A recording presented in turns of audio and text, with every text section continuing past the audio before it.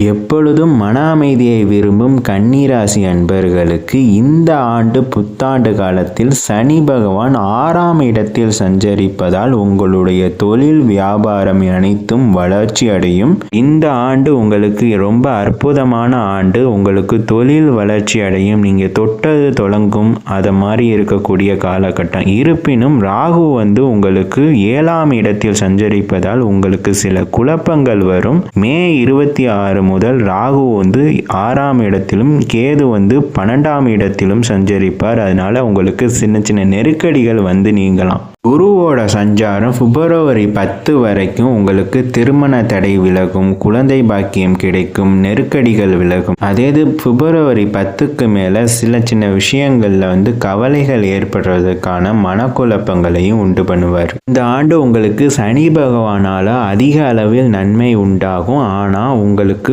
குருவோட பார்வையும் நன்றாக இருக்க வேண்டும், கேதுவோட பார்வையும் நன்றாக இருக்க வேண்டும். ஏனால் மனக்குழப்பத்தினை தருவார்கள். கன்னி ராசிக்காரர்கள் நல்ல பலன்களை இந்த ஆண்டு பெறுவதற்கு விநாயகர் பெருமானை வழிபட்டு வரவும்.